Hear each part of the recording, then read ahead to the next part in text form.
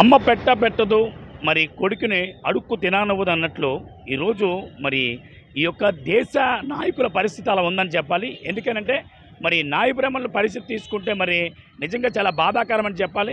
మరి ఒక పక్క మరి తాయి లాంటి మరి స్పా లాంటి మరి చాలా మరి హై లెవెల్లో ఏసీ మరి సెలూన్లో వచ్చేసినప్పుడు మరి ఈరోజు మరి నాయ బ్రాహ్మణులు రోడ్డుని పడే స్థితికి వచ్చింది. మరి ఈరోజు ప్రత్యేకంగా మరి వాళ్ళు మరి ఏదైతే వైజాగ్ జర్నలిస్ట్ ఫోరం ఆ యొక్క జర్నలిస్ట్ ఫోరంను ఆశ్రయించారు, వారితో మాట్లాడడం ప్రయత్నం చేద్దాం. సార్ చెప్పండి, అసలు ఏం జరుగుతుంది? ప్రత్యేకంగా ఈరోజు నాయ బ్రాహ్మణులు అందరూ కథం తొక్కుతూ ముందుకు వచ్చారు, కారణాలే? ప్రధానంగా నా పేరు ముసిడిపల్లి రమణ, రాష్ట్ర నాయ బ్రాహ్మణ సేవా సంఘం అధ్యక్షుడిని, అట్లాగే గ్రేటర్ విశాఖ నాయ బ్రాహ్మణ సేవా సంఘానికి కూడా అధ్యక్షుడిని. ప్రధానంగా ఏంటంటే రాష్ట్రంలో ఎన్టీ రామారావు గారు గవర్నమెంట్ ఉన్నప్పుడు నాయ బ్రాహ్మణ కార్పొరేషన్ ఏర్పాటు చేశారు. తద్వారా వేలాది మందికి ప్రభుత్వం ద్వారా ఆర్థిక సహాయం అందింది. అదే కార్పొరేషను ఈరోజు ఎంబీసీ కార్పొరేషన్లో కలుపుతారని ఒక రూమర్ మాత్రం వచ్చింది. ప్రభుత్వాన్ని ఎంబీసీ కార్పొరేషన్లో కలపకూడదని, నాయ బ్రాహ్మణ కార్పొరేషన్ యథావిధిగా ఉంచి ఎక్కువ నిధులు కేటాయించాలని, తద్వారా మా వాళ్ళకు ఉపాధి కల్పించాలని చెప్పేసి ప్రభుత్వాన్ని, గౌరవ ముఖ్యమంత్రి వారిని, గౌరవ ఉప ముఖ్యమంత్రి వారిని కోరడం జరుగుతుంది. రమణ గారు, అంటే ఎంబీసీ కార్పొరేషన్లో కలపడం వల్ల మీకు వచ్చిన నష్టమే? నేటి వరకు స్వాతంత్రం వచ్చి 76 సంవత్సరాలు పూర్తయింది. నేటి వరకు ఈ నాయ బ్రాహ్మణ కులం చట్టసభల్లో అవకాశం రాలేదు. ఈ నాయ బ్రాహ్మణ కార్పొరేషన్ ద్వారా ప్రభుత్వం నామినేటెడ్గా చైర్మన్, డైరెక్టర్లు ఇప్పటి వరకు ఇవ్వడం జరిగింది. ఇది ఎంబీసీ కార్పొరేషన్లో కలిపినట్లయితే ఈ చైర్మన్, ఈ డైరెక్టర్లు కూడా ఉండవు. ఇతర కులాల వాళ్ళకి ఈ పదవులు కూడా పోతాయి. దానివల్ల మాకు ఈ రాజకీయ రిజర్వేషన్ అనేది కూడా లేకుండా పోద్దని, దాన్ని యథావిధిగా ఉంచినట్లయితే మా వాళ్ళే చైర్మన్ అవుతారు, మా వాళ్ళే డైరెక్టర్ అవుతారు అనేది మా వినతి. 2, కార్పొరేటర్ చెరువుల వల్ల మాకు 3 వృత్తులు ఉన్నాయి. ఒకటి చౌరు వృత్తి, రెండోది సన్నామేళం, మూడోది బ్యాండ్.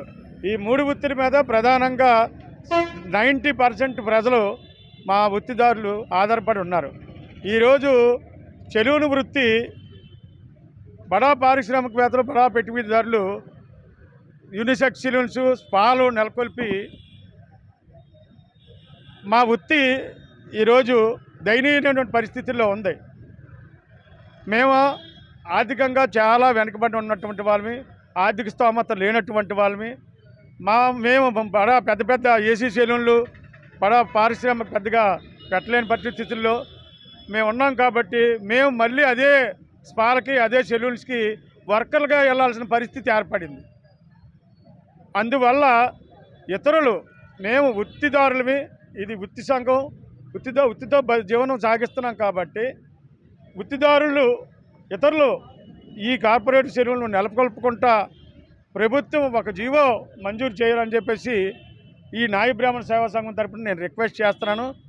ఒకవేళ అట్లా చేయలేని ఎడల కార్పొరేట్ చెరువులు నెలకొల్పడానికి నగరాల్లో సుమారు 10 లక్షల వరకు బ్యాంకు లింకేజీ లేకుండా ప్రభుత్వం హామీ లేని రుణాలు ఇవ్వాలని చెప్పేసి, తద్వారా వీళ్ళు కూడా, మా వాళ్ళు కూడా కార్పొరేట్ చెరువుల స్థాయిలో చెరువులు నెలకొల్పి వాళ్ళ కుటుంబాన్ని పోషించుకుంటారని చెప్పేసి నేను ప్రభుత్వాన్ని డిమాండ్ చేస్తున్నాను. రమణ గారు, అంటే గతంలో ఎన్టీఆర్ కాలం నుంచి మీరు పోరాడుతూ వస్తున్నారు.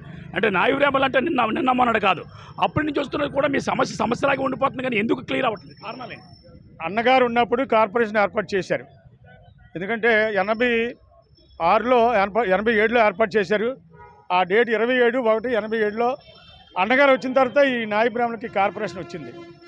అప్పటి నుంచి ప్రతి సంవత్సరం బడ్జెట్లో కొంత నిధులు కేటాయిస్తూ తద్వారా మా వాళ్ళకు ఉపాధి జరుగుతుంది.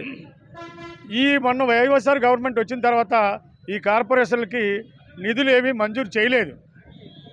సెలూన్ షాపు యజమానికి మాత్రమే సంవత్సరానికి 10,000 ఇస్తానని చెప్పడం, అది కూడా కొంతమందికే ఇవ్వడం.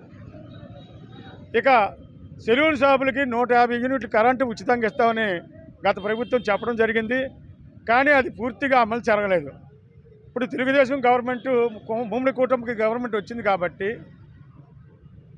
యథావిధిగా ఇంతకుముందు ఎట్లాగైతే నాయ బ్రాహ్మణ కార్పొరేషన్లకి నిధులు మంజూరు చేశారో అలాగే బీసీ కార్పొరేషన్ ద్వారా నిధులు మంజూరు ఎలా అయితే చేశారో అదేవిధంగా ఈ ప్రభుత్వం కూడా గతంలో తెలుగుదేశం ప్రభుత్వం ఏ విధమైనటువంటి బీసీ కార్పొరేషన్ ద్వారా కానీ నాయ బ్రాహ్మణ కార్పొరేషన్ ద్వారా ఇతర కార్పొరేషన్లకు నిధులు ఎలాగైతే మంజూరు చేశారో ఆ విధంగా మళ్ళీ మంజూరు చేయాలని మేము కోరుతున్నాం. 150 యూనిట్లు కరెంటు గతంలో తెలుగుదేశం గవర్నమెంట్లో ఇవ్వడం జరిగింది. తర్వాత అది వైఎస్ఆర్ గవర్నమెంట్లో మేము కూడా 150 యూనిట్లు ఇస్తానన్నాం. కానీ పూర్తిగా నగరాల్లో కానీ పల్లెటూర్లు కూడా అమలు జరగలేదు. అది పూర్తి స్థాయిలో అమలు జరగలేదు కాబట్టి ఇప్పుడు తెలుగుదేశం మునుకుటి గవర్నమెంట్లో 200 యూనిట్లు ప్రతి ఒక్క సెలూన్ షాప్కి మంజూరు చేయాలని, ఎక్స్ట్రా కాల్చినటువంటి వాళ్ళకి ఎక్స్ట్రా బిల్లులు పే చేసినా పర్వాలేదు, కానీ ఓన్లీ ఎక్స్ట్రా కాలుస్తున్నారు ఈ పథకం మీకు వర్తించదు అనే నిబంధన పెట్టకూడదని మా రిక్వెస్ట్. అంటే ఓ పక్క ఈ తాయి లాంటివి అలాగే స్పా లాంటివి, ఓ పక్క ఏసీ సెలూన్లు వచ్చేసాయి, పెద్ద పెద్ద అపార్ట్మెంట్లో వచ్చాయి, అంటే స్టార్ లెవెల్లో అవుతున్నాయి. అంటే మరి అలాంటప్పుడు అవుతున్నప్పుడు ఒక పక్క ప్రభుత్వాలు ఆదుకోకపోయి ఇలాంటి సెలూన్లు వచ్చేసినప్పుడు మీ నాయ బ్రాహ్మణుల పరిస్థితి ఏంటి? అదే దయనీయ పరిస్థితుల్లో ఉన్నాం. దెక్కాడలేని పరిస్థితుల్లో పిల్లల్ని చదివించుకోలేకపోతున్నాం. ఏంటి ఆర్థికంగా ఇబ్బంది పడుతున్నాం. కార్పొరేట్ సెలవులు నెలకొల్పలేకపోతున్నాం. వర్కర్గా తిరిగి మారిపోవాల్సిన పరిస్థితి ఏర్పడుతుంది. రైట్ అండి. ప్రధానమైన అంటే ఫైనల్గా మీ యొక్క డిమాండ్ ఏంటి? మా డిమాండ్ ఏంటంటే ప్రధానంగా నాయి బ్రాహ్మణ కార్పొరేషన్గా ఉంచి ప్రభుత్వం నిధులు మంజూరు చేయాలనేది ఒకటి. కార్పొరేట్ చెరువుల్ని నెలకొల్పకుండా ప్రభుత్వం ఒక జీవో తీసుకురావాలని ఒక డిమాండ్ చేస్తున్నాం. అలాగే 200 యూనిట్ల కరెంటు సెలూన్ షాపులకి ఫ్రీగా ఇవ్వాలని రిక్వెస్ట్ చేస్తున్నాం. బీసీ కార్పొరేషన్ ద్వారా ఆర్థికంగా వెనుకబడినటువంటి నాయ బ్రాహ్మణులకి లోన్లు ఇచ్చి తద్వారా ఉపాధి పొందడానికి అవకాశం కల్పించమని ప్రధానంగా డిమాండ్ చేస్తున్నాం. మరి పరిస్థితి అయితే ఇది వినోద్, ఎవరైతే మన నాయ బ్రాహ్మణులు ఈరోజు మరి ఆంధ్రప్రదేశ్ లెవెల్లో కాదు, అటు తెలంగాణలో ఇటు 29 రాష్ట్రాల్లో ఉన్నారు, అయినప్పటికీ కూడా ప్రత్యేకంగా ఆంధ్రప్రదేశ్లో ఉన్న నాయ బ్రాహ్మణులు ఎవరైతే ఉన్నారో వారి పక్షాన పోరాటం చేస్తున్న మరి రమణ గారు ఎవరైతే ఉన్నారో మరి మొదటి నుంచి నాటి నుంచి ఆనాడు ఎన్టీఆర్ కాలం నుంచి ఇప్పటి వరకు పోరాటం చేసుకుంటూ ముందుకొని వస్తున్నారు. నాయ బ్రాహ్మణులకి ఏవైతే రావాల్సిన రాయితీలు ఉన్నాయో ఆ రాయితీలు సక్రమంగా ఇవ్వాలని, అలాగే తాయి మరి అలాగే స్పా లాంటి మరి ఏవైతే సెలూన్లు ఉన్నాయో వాటిని అరికట్టాలని, మరి నాయ బ్రాహ్మణులకి ఏదైతే వృత్తిధర్మంగా వెళ్తుందో ఆ వృత్తిధర్మకు తగినట్టు రుసుమును చెల్లించాలని వారు కోరుతున్నారు. వీడియో జర్నలిస్ట్ వినోద్తో సిటీ న్యూస్ వైజాగ్ వేణుగోపాల్.